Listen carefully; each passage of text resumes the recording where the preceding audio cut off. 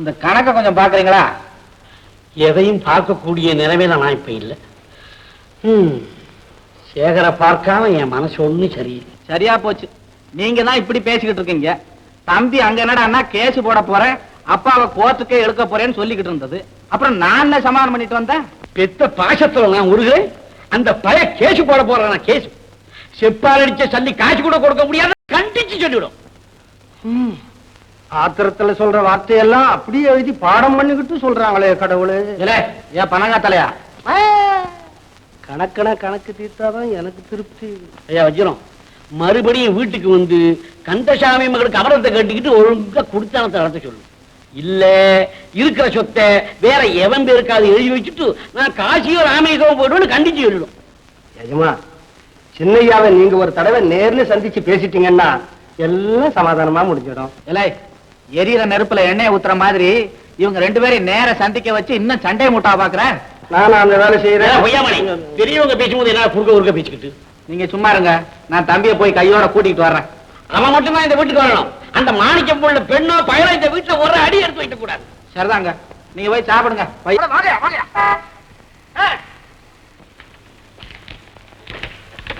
பலமான அடிதான். ஆனா ஆபரேஷன் செய்தனால இனி பயம் இல்லை.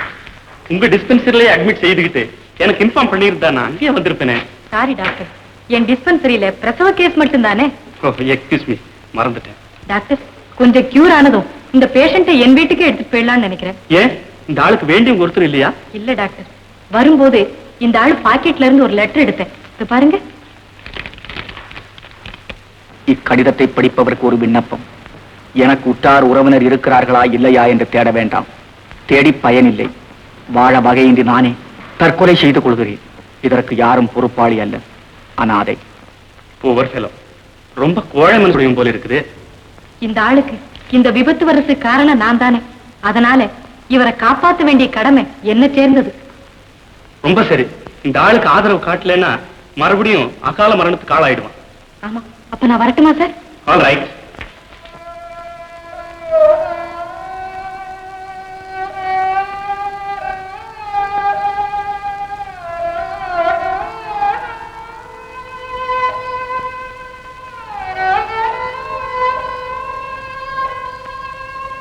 என்னத்தான் கேவலமா பேசுறாங்கன்னு எனக்கு ஆதரவு காட்டுற அத்தானையும் அவதூறா திட்டுறாங்களே. இதுக்கு அர்த்தம் தான் என்னப்பா? கரடு முரடான வழியை கடந்ததுக்கு அப்புறம் ஒரு நல்ல பாதை வந்தே தீரும்னு சொல்லுவாங்களே, அதை நாங்க பார்க்கவே முடியாதா அப்பா? அப்பா,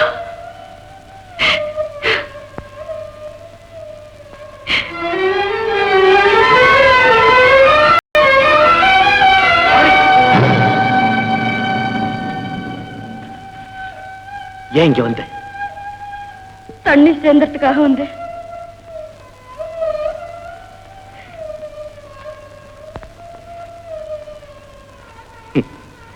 நம்ம வாழ்க்கையை போல வறண்டு போயிருக்கிற இந்த கிணத்துல வறுமையால பாதிக்கப்பட்ட நாம் எட்டி பார்க்கும் போது வெறும் கல்லு மண்ணும் தான் காட்சி அளிக்குமே தவிர ஒரு சொட்டு தண்ணி இருந்தாலும் அது நம்ம கண்ணுக்கு தெரியாது. கௌரி, அது இருக்கட்டும், நீ எதுக்காக இங்க வந்த?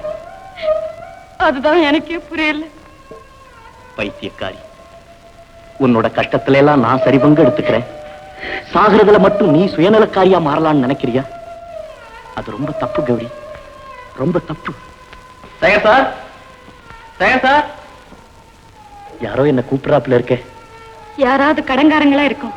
இல்ல, சத்தம் கொஞ்சம் இனிமையா வருது. ஆகையினால கடங்காரம் சவுண்ட் இல்ல. வா, தைரியமா போய் பார்க்கலாம்.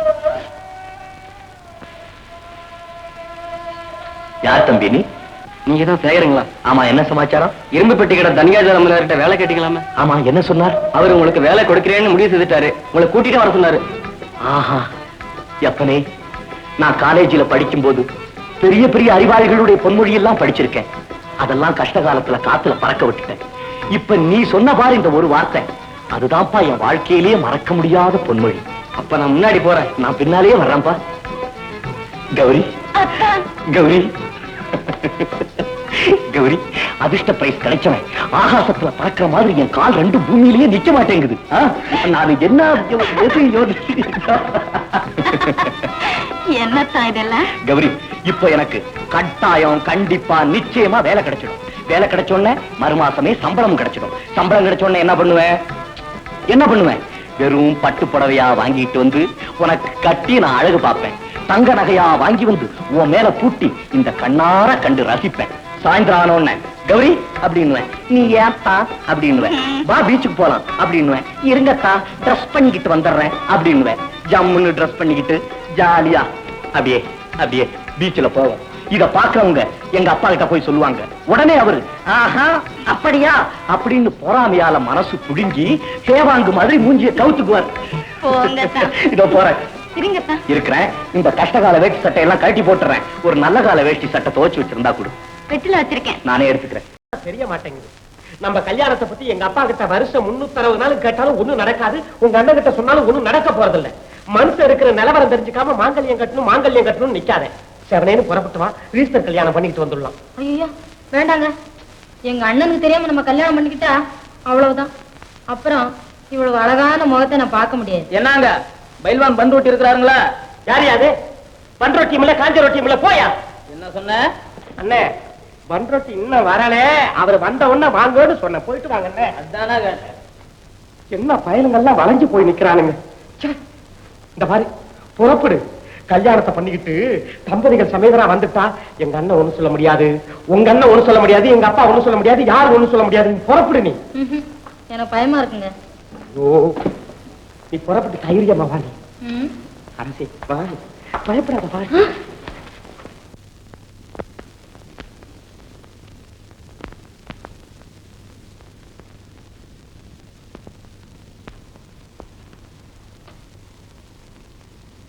என்னப்பா உடம்பு எப்படி இருக்கு?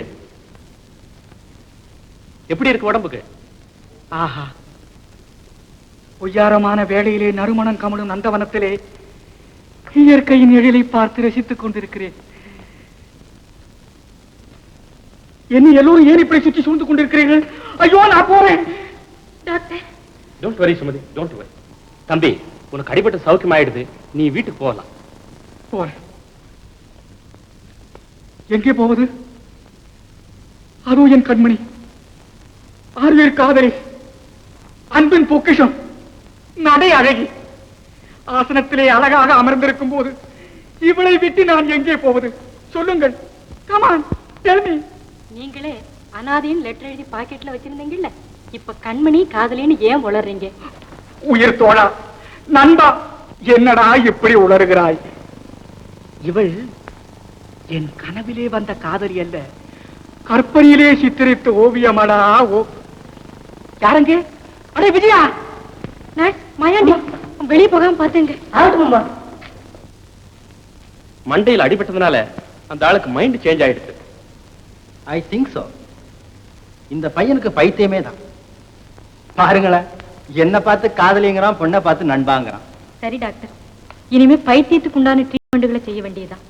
யோசனை பண்ணிட்டு டயத்தை வேஸ்ட் பண்றதுல என்ன புண்ணியம்? நீங்க போயிட்டு வாங்க, மேற்கொண்டு ஆக வேண்டியதை நான் கவனிச்சுக்கிறேன். ஆல்ரைட், நான் வரேம்மா. வரேன் sir. Alright, thanks. No mention.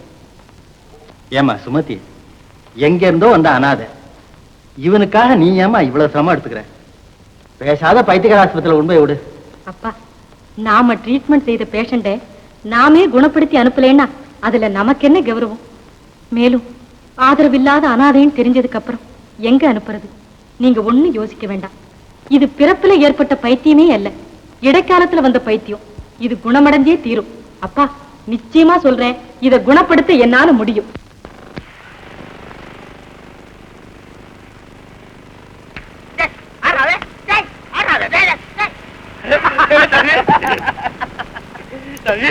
நீங்களா? நீ நடக்கிறது நல்லா இருக்குதா தம்பி? வீட்டுக்கு வாங்க தம்பி. பா டேய் பொய்யாமணி, நீ பார்த்து வருத்தப்படுற அளவுக்கு என்னோட நிலைமை அவ்வளவு மோசமா இல்ல.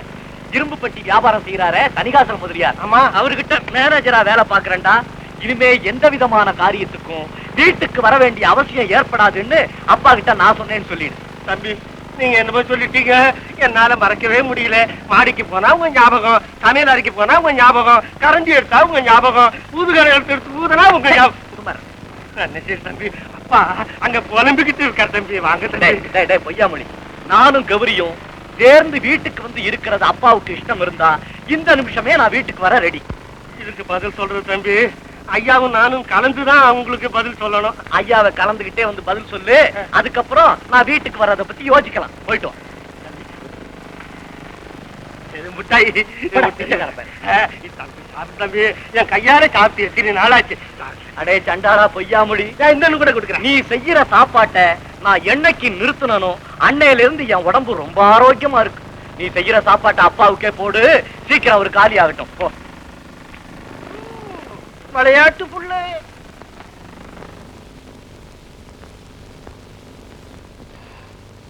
எஜமா, எஜமா, என்னடா இரும்பு பட்டி வியாபாரம் செய்யறாருங்களே தனியாஜல் முதலிய அந்த கம்பெனில நம்ம சின்னையா மேனேஜர் வேலை பாக்குறாருங்களா? என்ன கனியாச்சலம் முதல் கம்பெனில வேலை பாக்குறானா? ஆமாங்க. அடுத்தவங்க கிட்ட கை சேவம் பண்ணி நம்ம தம்பி சம்பளம் வாங்குதா? சேச்சே, இத கேக்குறதுக்கு எனக்கே சங்கடமா இருக்கு. நீங்க சந்தோஷமா இருந்த நாளே கிடையாது. இல்லை தேங்காய் தலையா, சும்மா இவன.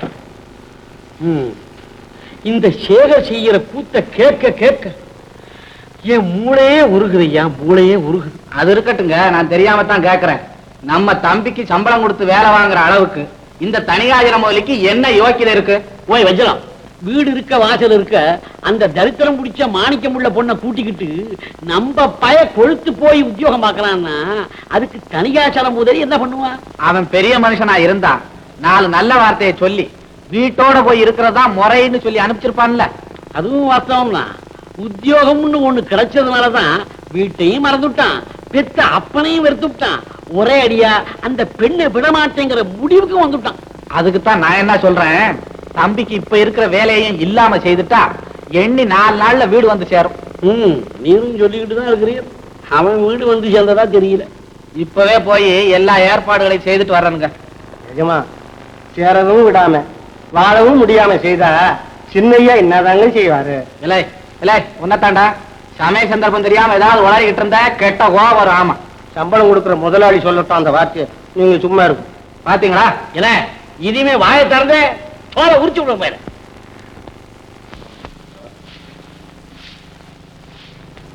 கௌரி, பாத்தியா இதெல்லாம் என்னத்த? உனக்குதான் புடவை, ஜாக்கெட், துணி, பிஸ்கட், சாக்லேட், அது இது லொட்டு லொஸ்கு எல்லாம். இதெல்லாம் எனக்கு எதுக்கத்தான்? முதல்ல உங்களுக்கு சட்ட துணி வாங்கி கூடாதா? எனக்கு இப்ப எதுக்கு, பின்னால பாத்துக்கலாம். Ladies first.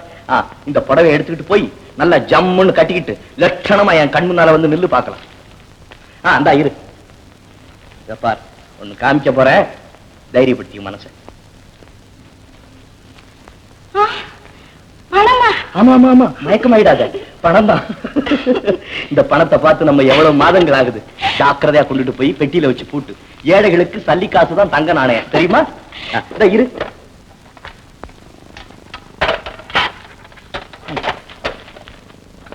பாய் ஆண் ஆண் ஆண்.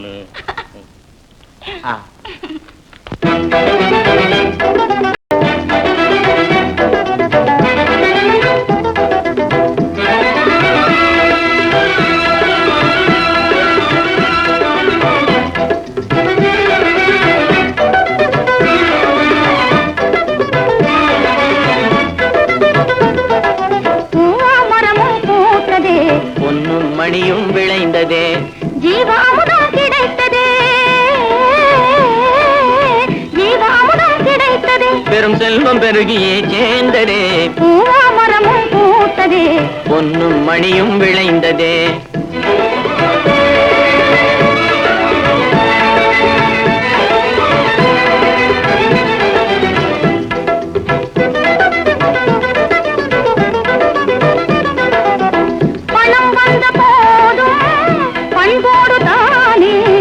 இணைந்தென்றும் வாழ்வோம் அன்பாகலாமே.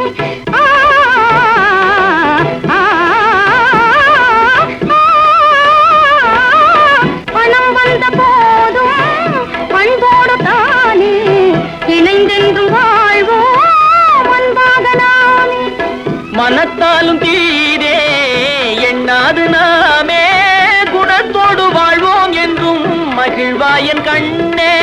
மனத்தாலும் தீரே எண்ணாது நாமே குணத்தோடு வாழ்வோம் என்று வா என் கண்ணே இனிப்பான தேனாம் நீ என்னாசி ராஜா கனிச்சாரும் பாலும் போலே ஆனும் என்றாணி பூவாமரமும் பூத்ததே பொன்னும் மணியும் விளைந்ததே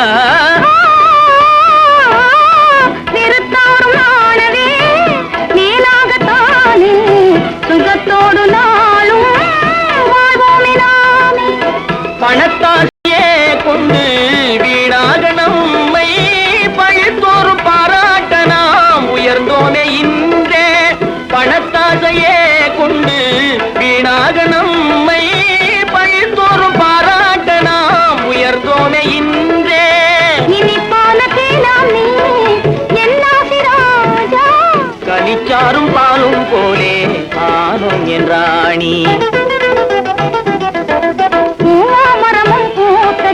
பொன்னும் மணியும் விளைந்ததே ஜீவாமுதம் கிடைத்ததே பெரும் செல்வம் பெருகியே சேர்ந்ததே பூவாமரமும் பூத்ததே பொன்னும் மணியும் விளைந்ததே. என்ன தம்பி, உங்களை முதலாளி அவசரமா கூட்டிட்டு வர சொன்னாருங்க. இப்போ வரேன். கௌரி, நான் போய் என்னன்னு கேட்டுட்டு வந்துடுறேன்.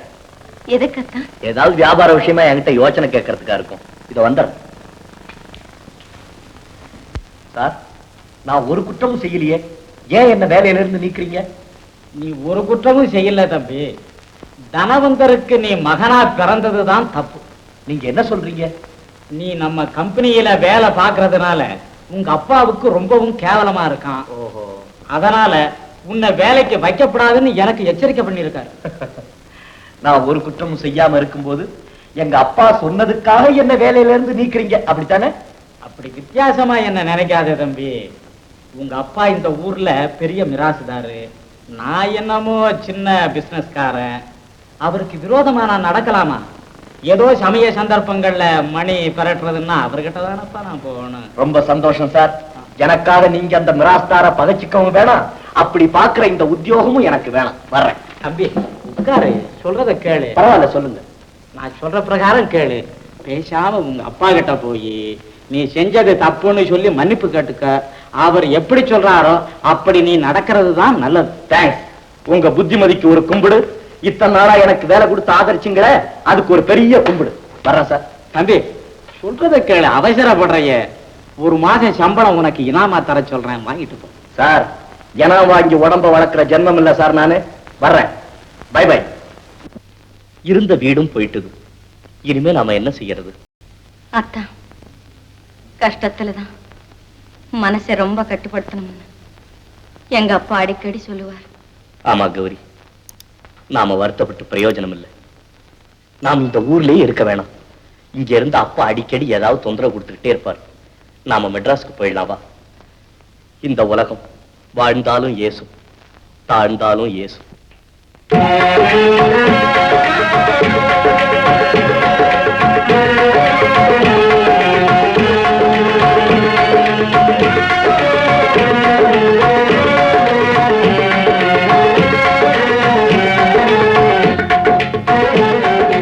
வாழ்ந்தாலும் ஏசும், தாழ்ந்தாலும் ஏசும், வாழ்ந்தாலும் ஏசும், தாழ்ந்தாலும் ஏசும். வையகம் இது தானடா, வையகம் இது தானடா, வையகம் இது தானடா. வாழ்ந்தாலும் ஏசும், தாழ்ந்தாலும் ஏசும், வையகம் இது தானடா.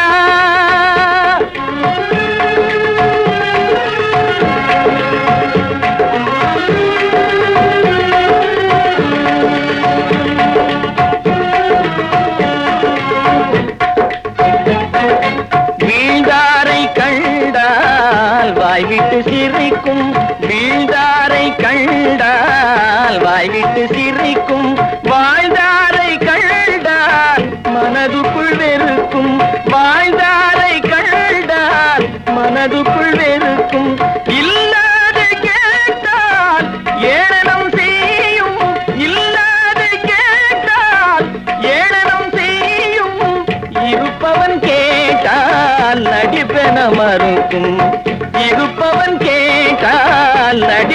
மறுக்கும் வாழ்ந்தாலும் ஏசும் தாழ்ந்தாலும் ஏசும் வையகம் இது தானடிட நினைக்கும் பணத்தாலே யாவும் மறைத்திட நினைக்கும் குணத்தோடு வாழும் குடும்பத்தை அழிக்கும் குணத்தோடு வாழும் குடும்பத்தை அழிக்கும் குணம் மாறி நடந்தே பகைமையை வளர்க்கும் குணம் மாறி நடந்தே பகைமையை வளர்க்கும் வாழ்ந்தாலும் ஏசும் தாழ்ந்தாலும் ஏசும் வையகம் இது தானடா.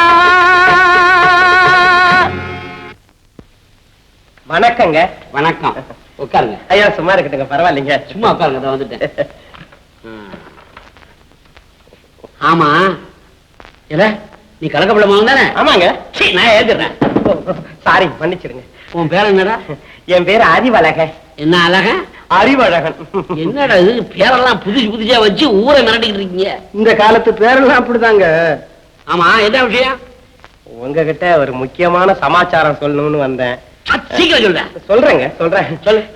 என்ன விரும்பி வந்த ஒரு பெண்ணை நான் கல்யாணம் பண்ணிக்க கூடாதுன்னு எங்க அப்பா சொல்றாருங்க. அதுக்கு நீங்க தாங்க ஒரு நல்ல முடிவு சொல்லணும். என்னடா சொல்ற?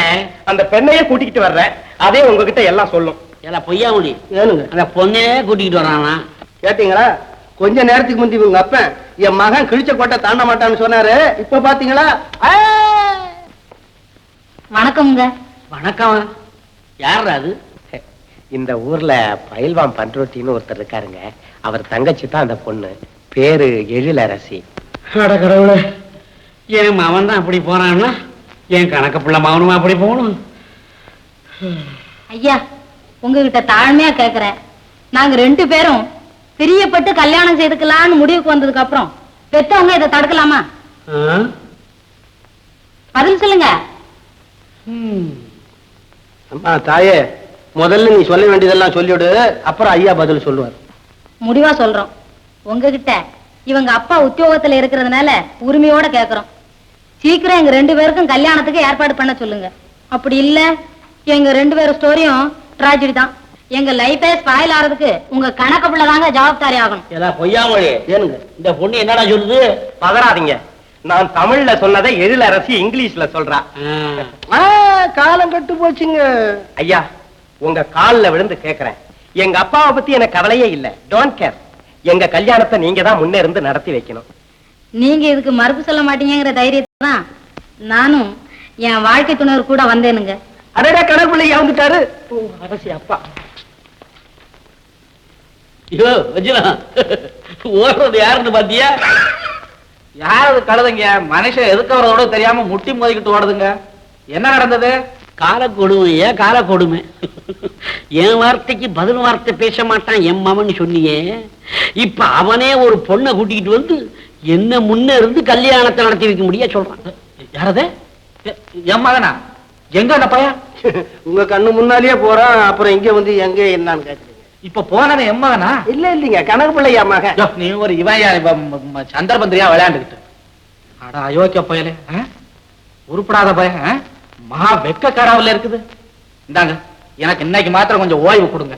இப்பவே அந்த பயலை போய் என்ன ஏது எப்படிங்கிற விஷயத்த 2ல 1 முடிவு கட்டிட்டு வந்துடுறேன். ஐயா வச்சிடும். அட போகும்போது தடுக்காதீங்க. அது இல்லையா, போன சமாச்சாரம் என்னாச்சு? அப்புறம் தான் வந்து சொல்றேன். இப்ப என்ன அவசரம்? தலைமுடி போகுது. எல்லாம் தனக்கு வந்ததான் தெரியும். எல்லாம் பொய்யாமொழி. ஏனுங்க? பெத்தவங்க வார்த்தைக்கு எதிராவே நடக்கணும்னு இந்த காலத்து பிள்ளைங்க பிறந்துட்டானுங்க. இந்த பயலுக்கு என் மாவன் எவ்வளவோ தேவை. இன்னும் போக போக பாருங்க. இந்தாடி, உன் மகன் அறிவு இருக்கானே, அறிவு. ஆமா. அந்த செக்கொலக்க அன்னைக்கு ஒரு பிசாசு இழுத்துட்டு வரல? பிசாசா? அதாண்டி, அன்னைக்கு இங்க இழுத்துக்கிட்டு வந்து எவ்வளவு எழிலரசி என்னமோ அரசினானு அந்த பொண்ணை கூட்டிக்கிட்டு எங்க முதலாளி கிட்ட போய் கல்யாணம் பண்ணி வைங்கன்னு கேட்டிருக்கான். நானும் அதே நேரத்துல அங்க போனேன்னா 2 பேரும் விழுந்தடிச்சு ஓடுறாங்க. சரிதான், சும்மா திட்டாதீங்க. பையனுக்கு புத்தி சொல்லி நான் கண்டிச்சு வைக்கிறேன். நீங்க சித்த பேசாம இருங்க. இந்தாடி, இன்னைக்கு எங்க முதலாளிய கூட்டிக்கிட்டு பட்டணத்துக்கு போறேன். அங்க போய்தான் என் திட்டத்தையும் முடிக்க போறேன். அதுக்குள்ள இந்த போய் என் பேரை கெடுத்துறான் போல் இருக்க. அப்படியெல்லாம் ஒண்ணும் செய்ய மாட்டாங்க என் தங்கம். யாரவன்? தங்கம்மா?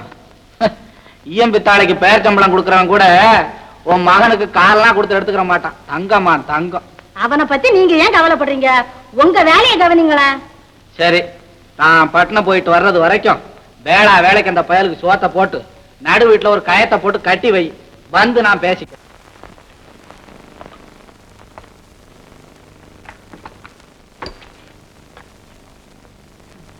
உட்காருங்க சார், உட்காருங்கம்மா. உங்க பேர்? யார் பேருமா? உங்க பேரு? என் பேர் சேகர். உங்க ஒய்ஃபினுடைய பேரு? கௌரி. உங்க நேட்டிவ் பிளேஸ்? செங்கல்பட்டு. இப்ப மெட்ராஸ்ல தான் இருக்கோம். மெட்ராஸ்ல எந்த பிளேஸ்? இன்னும் இடம் நிச்சயம் பண்ணல. கௌரி பிரசவத்துக்கு அப்புறம் தான் பிக்ஸ் பண்ணணும். சரி, உங்க ஒய்ஃபை நாங்க இங்க அட்மிட் செய்துக்கிறோம். பிரசவத்துக்கு அப்புறம் நீங்க இங்க இருந்து கூட்டிட்டு போலாம். ரொம்ப தேங்க்ஸ். நர்ஸ், இந்த அம்மாவை அட்மிட் செய்துக்கோ. வாங்கம்மா. போ கௌரி.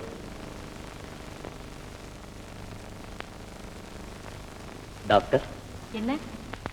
எக்ஸ்கியூஸ் மீ, ஒன்னும் சீரியஸ் இல்லையே? Nothing serious. உடம்புல பலம் இல்ல, கொஞ்சம் வீக்கா இருக்காங்க. அதெல்லாம் மருந்து சாப்பிட்டா சரியா போயிடும். நீங்க ஒண்ணும் கவலைப்படாதீங்க. தாயும் பிள்ளையுமா சௌக்கியமா உங்ககிட்ட ஒப்படைக்கிறேன். சரிதானே? டாக்டர், இவ்வளவு இறக்க குணம் படைச்சவங்களை நான் இதுவரைக்கும் பார்த்ததே இல்லை. இது ஒண்ணு இறக்கம் இல்லை, எங்களுடைய கடமை. இதுல ஒரு டானிக்கும் இன்னும் சில மருந்துகளும் எழுதியிருக்கேன். இதை வாங்கிட்டு வந்துடுங்க. டாக்டர், இந்த மெடிசன்ஸ் எல்லாம் இப்பவே வேணுமா? பரவாயில்ல, மார்னிங் வாங்கிட்டு வாங்க. இந்த மருந்து வந்ததுக்கு அப்புறம் தான் நான் ட்ரீட்மெண்ட் ஆரம்பிக்கணும். சரி டாக்டர், மார்னிங் வாங்கிட்டு வர்றேன். டாக்டர். என்ன? சும்மா சொல்லுங்க. என்ன? ஒண்ணுமில்ல, என் ஒய்ஃபை பார்த்து கொஞ்சம் பேசிட்டு போகணும். ஓ, தாராளமா பேசிட்டு போங்க. Thank you doctor, very kind of you. Mary,